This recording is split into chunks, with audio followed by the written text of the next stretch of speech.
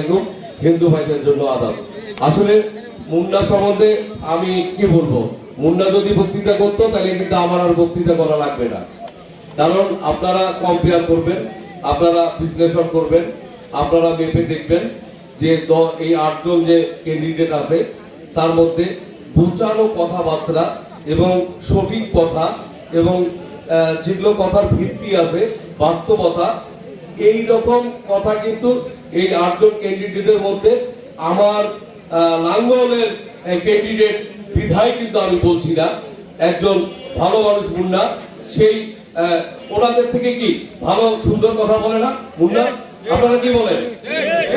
গোছায় কথা বলতে পারে এবং যখন ও কথা বলে আমি দেখছি লক্ষ্য করে যে মানুষ একদম স্তব্ধ হয়ে যায়, যে শুনে আসলে মানুষের কানের মধ্যে পৌঁছায়, হৃদয়ের মধ্যে পৌঁছায় এই কথাগুলো। তো এই একটা যদি মানুষ ভালো হয়, তাহলে সেই ভালো মানুষটার হাতে যদি আরেকটা ভালো মানুষের সম্পদ তাকে দেওয়া হয়, তাহলে শক্তিটা বাড়লো কি বাড়লো না? বাড়লো না? তা আমরা ঈশ্বর সাহেবকে কি ভুলতে পারবো? আজকে দেখেন, আপনারা যান বগুড়ায়, যান বগুড়ায় গেলে কি হবে? বগুড়ায় গেলে সবাই ধানের শীষ, ধান শীষ কবে কবে না? আপনারা জানেন যে আপনারা যদি গোপালগঞ্জে যান সেখানে কি করবে? সেখানে কিন্তু নৌকাই করবে না? বলেন। বরিশালে যান তো বলবে যে চরমলাই করতেছে।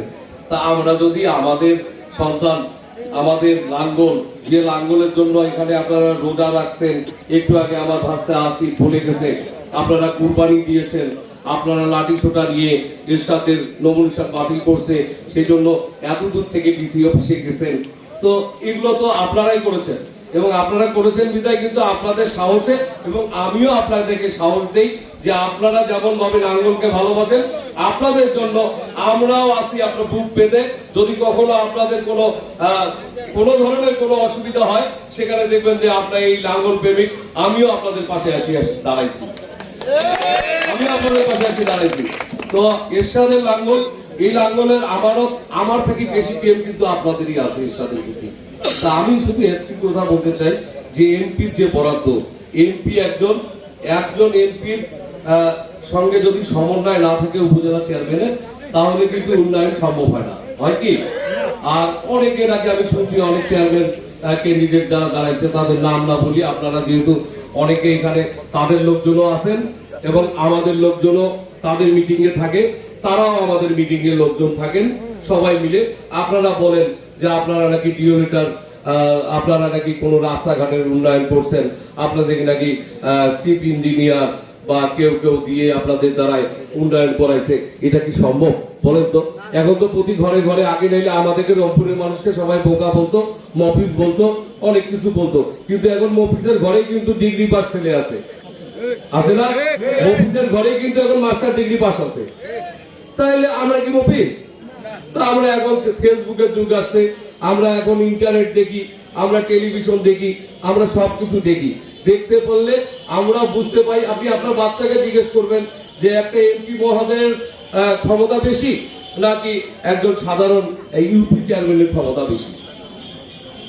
তো একটা এমপির ক্ষমতা ওই রকমই আছে উন্নয়ন করার মতো।